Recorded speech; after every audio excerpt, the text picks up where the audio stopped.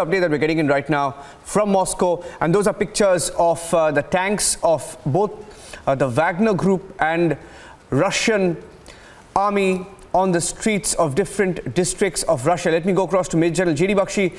General J.D. Bakshi, how do you see this situation playing out? Someone who's led the offensive for Russia in Ukraine, now promising to overthrow Putin.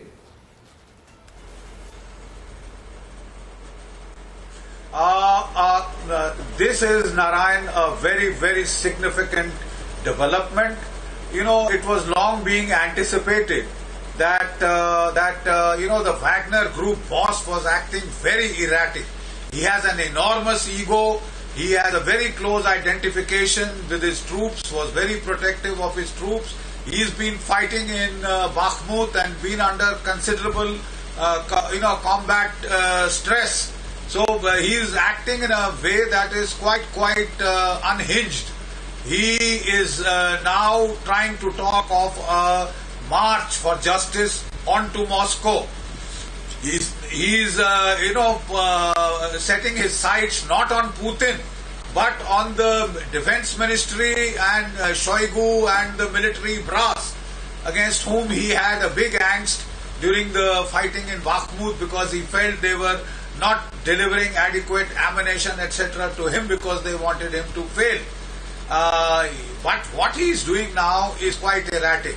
It was anticipated, there was speculation in Western intelligence agencies that the Wagner Group could, was being totally erratic and could do something like this. And it looks like I will have to wait and watch.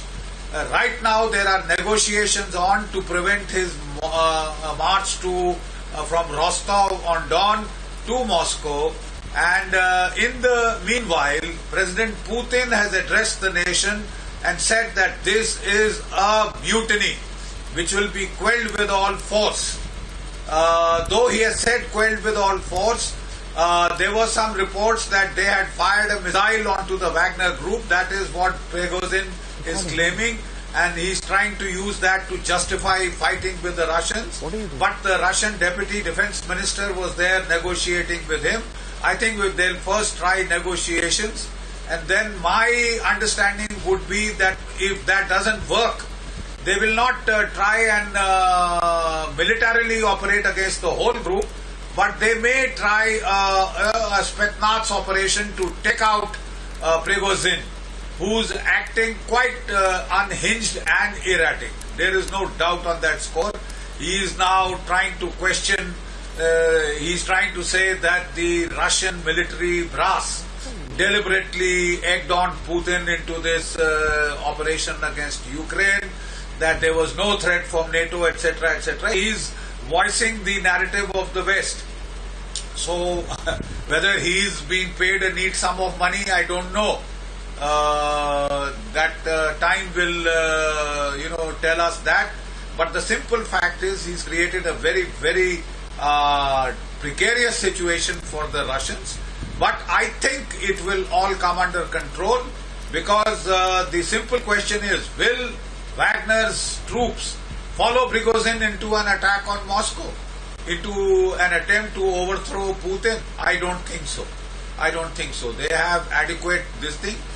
Even Prigozhin has not targeted Putin. He's just trying to, say that he's against Shoigu, the defense ministry, and the army brass, the armed forces brass. So now that Putin himself has condemned him, he's lost his whatever legitimacy that he may have claimed.